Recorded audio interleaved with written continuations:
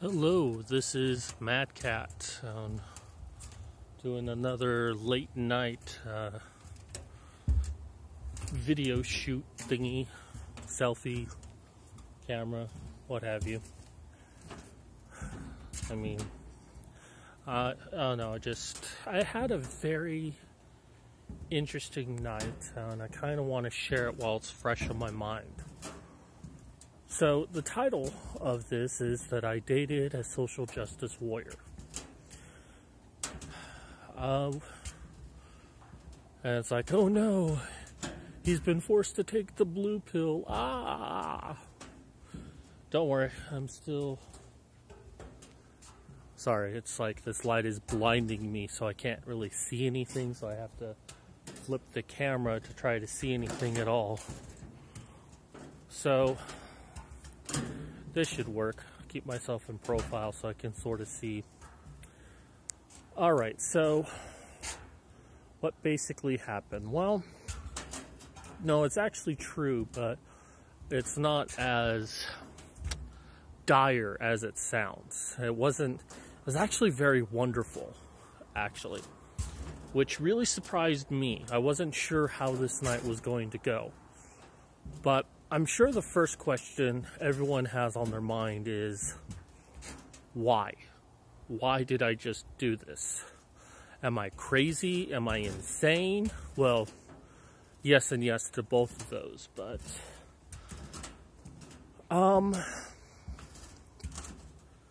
well, let's start really from the beginning.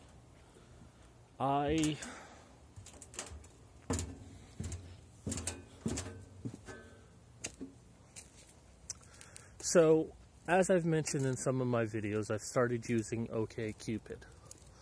Now, the reason for this is that I've been trying to find people to chat with, people to have conversations with. Maybe mostly just online, and maybe meet up with a few people. OkCupid's not the only thing I've been doing. I've also went on Craigslist. I found a group that does Pathfinder, and I only met up with them one time, but I'm hoping to do it again.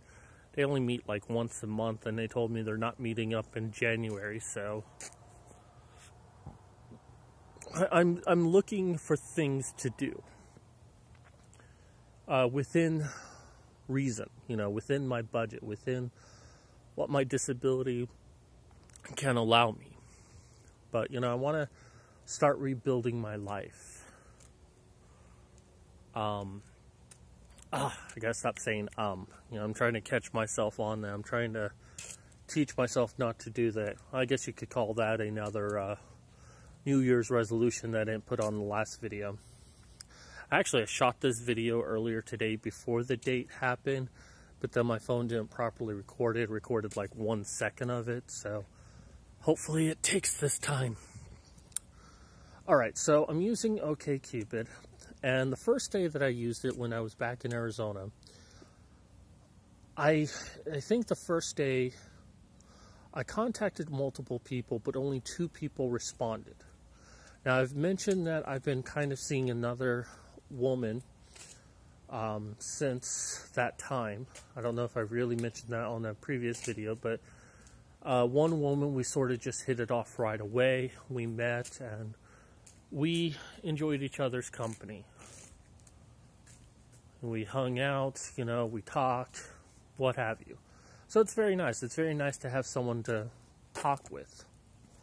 This girl, it wasn't so quick. Now, upon reading her profile, and the thing about OkCupid is that there's a lot of social justice warriors out there. There's a lot of people that it's so obvious that they're critical. It's so obvious what their opinion is on many things. And most of them I ignore. And it's not even just like the hair, because she actually had, recently had purple hair and it's starting to go back to her natural color. And, I don't even use that as an indicator because, Modern Medusa, she dyes her hair all the time and she's not a social justice warrior. So, But, you know, there's something about her profile. She is actually in STEM, believe it or not. She's studying mathematics at ASU. And she also has taken psychology classes, and she tutors on both. But she does identify herself as a feminist. And there's many of her questions on OkCupid that it's like, you know, like there's a question that says blank lives matter. Now, I answered all, she answered black. There were questions about feminism. And I told the truth on that question. Technically, I'm a feminist because I'm an egalitarian, but more on that in a moment. But she said that she definitely is one. But so I was like skeptical, but you know, it's like, hey, maybe we can just talk about, you know, psychology. Maybe we can talk about mathematics. Maybe we can just talk about a whole bunch of different stuff and leave the politics alone. The thing of it is I do have feminist friends, and they know my political side of things. They know how I feel about things, and they mostly just accept it because they know I'm a good person.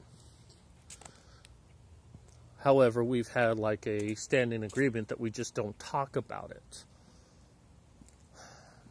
But certainly, you know, I'm not going to dismiss someone because they happen to be a feminist. You know, one of the things that annoys me on OkCupid is a lot of people say, well, if you support Trump, I don't want to talk to you. You're not the kind of person I want to talk to. Now, I hate Trump. I really do hate Trump. I think he's a windbag. I think that he's ill-equipped to really do the job, even though I voted for the asshole. But, you know, I have my reasons for doing so. But I don't want to talk to anyone who's going to immediately judge anyone for their political views. Because to me, that's being closed-minded. Well, if that is my stance on that, then I shouldn't immediately not talk to someone because they claim to be feminist. Especially since I do have friends that are feminist, and we're really good friends. Like one of my writing students, actually my first writing student. In many ways, she describes herself as being a social justice warrior, but even in our talkings, I've helped her see a lot of points, like male genital mutilation. She used to be like, well, if I ever have a son, of course I'm going to get him circumcised. And I showed her Stephen Monimau, I can never say his name, and I feel bad about that. I'm bad at pronouncing people's names, but I showed her his video on the subject, and it changed her mind. It's like, I did not know that stuff. Yes, I am changing my mind. You know, and I don't want to, like, change people. People need to be red-pilled on their own. So, you know, if I'm disgusted at the fact that people are making a prejudgment based on a political opinion of whether or not you support Trump and not bother finding anything else, then it'd be hypocritical for me to do that. Oh, well, you're a feminist, I don't want to talk to you. And like I said, there were other things on her profile that made me think, well, you know, if we got past that one issue, everything else would be golden. So we started talking to each other, and we never discussed politics and texting each other back and forth. It's cold out here. Not Michigan cold, but it's still cold. So she's very busy, so she's not always able to text me back. So a few days go by between messages, and she's like, oh, I'm sorry I didn't call you back. Not call you back. Sorry I didn't message you back. I should buy you a drink. And I joked around with her. It's like, well, yeah, I'd take a drink. I was like, well, you name your watering hole, and I'll meet you there. And, you know, so we're going to meet. We eventually talked it over, and we decided to meet at my place. You know, I'd cook her dinner and we just kind of chill and relax. And, you know, if she was this crazy feminist person, showing her where I live would probably be a mistake. But I don't know. Something just told me that it wouldn't be bad. Now, I could still be wrong on that one, but I still feel confident in the decision I made. So, she came by, and she was very lovely, you know. She actually dressed up for the event. It wasn't like, you know, it was tasteful. You know, she wore a nice dress. She treated it like a date, in all honesty. But she was dressed up, and she came in. She actually brought a bottle of wine, and, you know, I was cooking dinner. We had pork chops and mashed potatoes. Yum, yum. And it was so wonderful. I mean, we just talked about so many different things. She asked me questions about, you know, how long have I been in Arizona? Why did I come back to Arizona? Asked me stuff about my disability.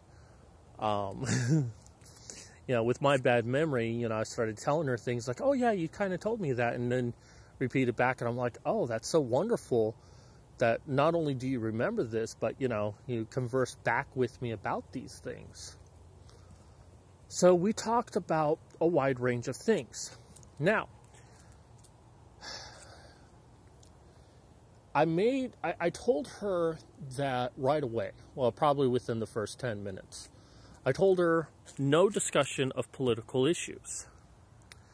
And I told her that, you know, we live in a world today that a person can be judged for whatever opinion they have. And it's unfortunate because they don't really get to know who a person is. They just find out what they have as far as a few opinions on things, and that's it. And then they can make a determination of who a person is. Now, this is kind of part of a master plan I have, a very minor one, but, you know, sooner or later, this is an opinion I have, and feel free to disagree with me on this, but sooner or later, we're going to have to bridge the divide between feminism and men's rights. Honestly, I'd rather everyone become an egalitarian like me, but that's not for me to decide. But eventually, you know, it's kind of like in Congress, we have to go across the aisle. Is that the phrase? And I feel that's what needs to happen. Now, of course, feminism makes up their own minds about a lot of things, so it's them that really needs to make the first move to show that they support what the men's activists talk about. But, you know, she agreed on it. And, you know, as we talked about things, you know, I made some jokes about politics, and she's like, well, and I said to her, well, you know, one day I hope to tell you about my politics, but just to let you know, I'm technically your political enemy. And she's like, well, since you brought that up, let me ask. And she said, are you a men's rights activist? I think she said, are you a men's activist? Now, I had decided, because with the video I had shot earlier today, I had decided that, you know, if she asked me, I'd tell her the truth. I mean, I don't deny what I am. I was just hoping that, you know, if she saw that I was a good person, if she really got to know me, if she really liked who I was, then when she found out what it is that I do, it's like, oh, well, I think he's a really great person. I really like being around him, but he supports this thing that I'm told is just full of misogynists, people who hate women, people who hate gays, people who hate black people, all of these things. And it would force her to reconcile that and be like, well, maybe men's activists are not bad people. Maybe I was wrong about that. So that was kind of my hope, that I wanted her to get to know me first without the politics involved. But, you know, a good point that she made is the problem is that most things that people can talk about is political. And any subject you talk about, eventually politics gets in the way with how the political environment is. So she did make a very valid point about that. And she's like, well, before you answer, just know I do have some friends that, you know, are activists for men. I mean, I was going to tell her anyways, but, you know, that did help. So I told her the truth. I'm not a men's activist. I'm not a men's rights activist. I'm really not. I'm an egalitarian. And to me, egalitarian is the ultimate thing that we should all be. An egalitarian means that we want rights for everyone, amongst class, amongst gender, amongst race, amongst sexuality, just the whole smorgasbord, equality of all people. So, she didn't know what it was. I had to explain to her what egalitarianism is. But, you know, it's like I told her, it's like technically I'm a feminist. Technically I'm an anti-feminist. Technically I'm a men's activist. I support anyone who wants equality. And I will point out any bullshit in any movement that demonstrates that that is not what they want, or they're taking it in the wrong direction. So, to my surprise, she actually supports men's rights. She thinks that they have a lot of valid points and that it's worth listening to, even though she still remains a feminist. Now, I didn't sit there and tell her, oh, well, you know, feminism is the root of all evil and they do this, this, this, and this. Because, well, you know, I like this girl. And I'm not going to really do that. I mean, she's showing me respect. I'm not going to immediately disrespect her. I'm not going to say, well, you know, if we're going to date, you have to change for me. Because, again, that would be hypocritical of me. You know, it's possible to be with someone who disagrees with you on some key stuff, so long as there's other stuff for you to talk about. And what I did right after that is I showed her the lovely lady's calendar, and we kind of flipped through that, and she looked that out. She checked that out, and she's like, oh wow, I didn't know that foreskins were sold to cosmetics companies. Which, for anyone who doesn't have the calendar, that's next month's fact. One of the facts on there is that foreskins are sold to medical companies. Medical companies, cosmetic companies, what have you. Hospitals make money off of that. So, and then, you know, she asked a couple of other questions throughout the night. She didn't just grill me right then and there, but, you know, one of the questions she asked me is, how do you feel about Trump? Well, I hate Trump. I wish he wasn't president. And she's like, oh, that's good. I'm like, however, I voted for him. You know, I could have probably gotten away with that. I could have probably like, oh, yeah, I hate Trump. I'm not going to lie to her. I'm not going to be dishonest with her. And if she decides that she doesn't ever want to talk to me because of that, well, that's her prerogative. But she didn't. She continued to talk to me. And I'm like, yeah, I voted for him, even though I don't like him. And she asked me why, and I'm like, well, you know, I felt that both of them would screw up this country. I felt both of them would have been very bad as president. Unfortunately, the way the Electoral College works, if I don't vote for one of them, my vote is wasted. And the only reason I voted for Trump is I firmly believed, I really hoped, I didn't believe, I hoped that he could bring jobs back to America. He could bring more jobs and then kind of set up things for the next person who becomes president. Which, by the way, I hope that Donald Trump is casted out of office. I don't want him. But, I also told her, it's like, I also voted for Obama. I firmly believe that Obama could make a change, that he could make things better. And, of course, I was wrong on that one. It's like, if I could have voted for someone, if it was really based on a popular vote, hell, I would have supported a popular vote even if Hillary Clinton won. I just wish that our electoral system was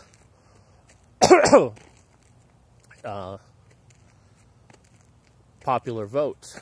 But, if I really could vote for anyone who I wanted, I probably would have voted for Carly Fiorina. I hope she runs again. I mean, yeah, she lacks some experience, but then so does Donald Trump.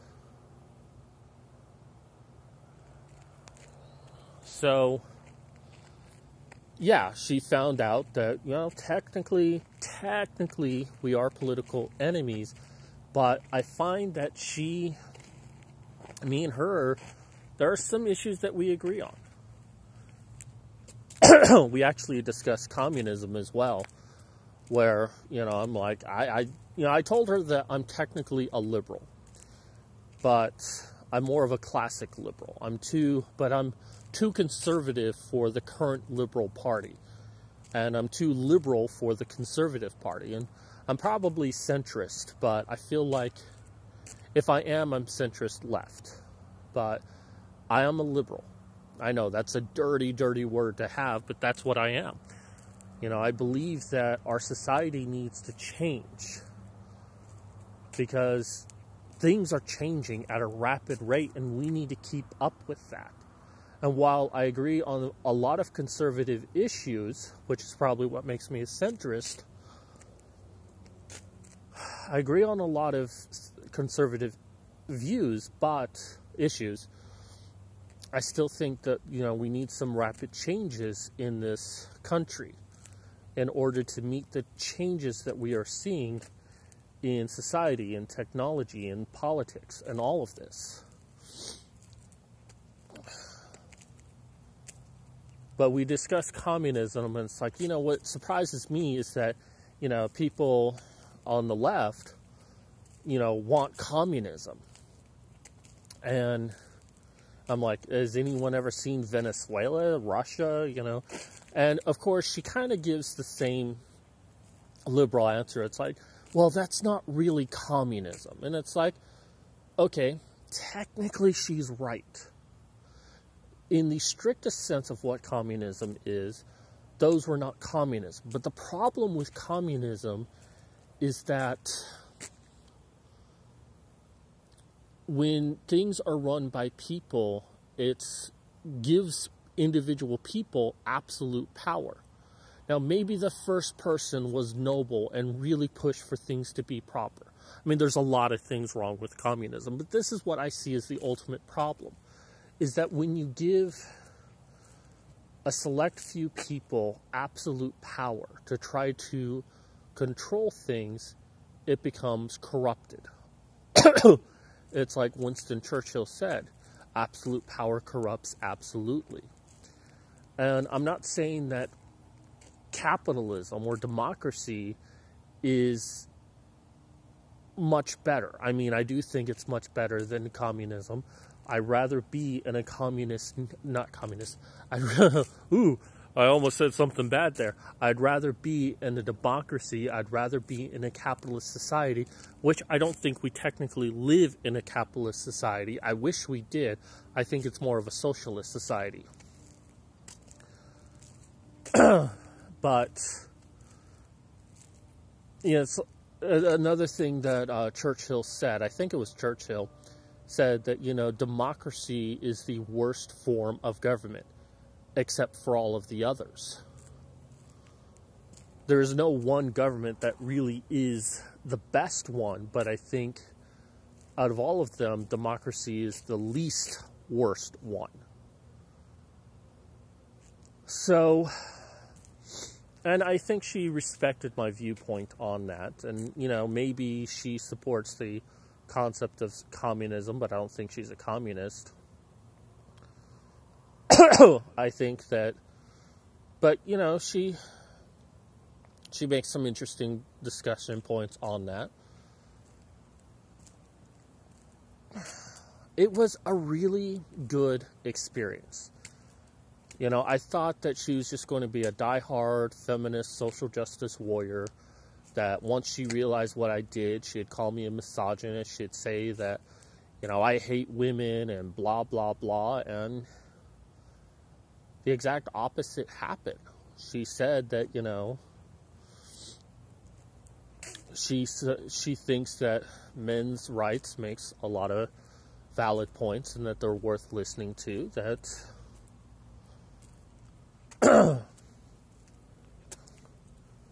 you know, she doesn't automatically hate me. And that's fantastic. That's so wonderful. And I don't know. I'd like to believe that she's not one of a kind. I mean, I think she's a one-of-a-kind gal, but I hope that there are other feminists out there. And I don't even think she technically qualifies as a social justice warrior. I mean, technically, yes, but the way she talks, she doesn't talk like any social justice warrior I've ever seen.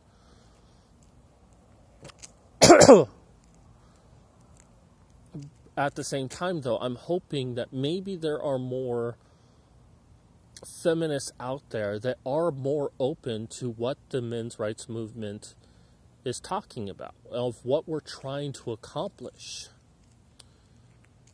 And maybe crossing the aisle, you know, trying to close the gap between us is more doable.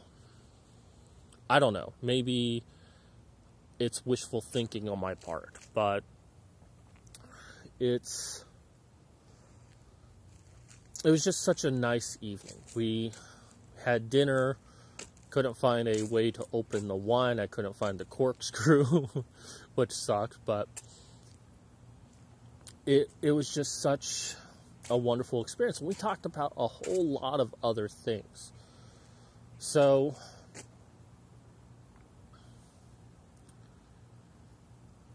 I'm just happy. It's been a long while since I've had like a really great conversation like that. And we're planning on seeing each other at the end of this week. So I have that to look forward to. And, you know, I don't mind meeting someone who disagrees with me. In fact, I welcome it. So long, and it's like I said to her, you know, at the end of the day, I just want you to think that I'm a good person. I want you to have respect for me, even if I disagree with you. And right now, I feel like she could be that kind of person. It's too soon to tell. I agree. It may be that, you know, she acts nice now and she may become crazy later. That has certainly happened to me.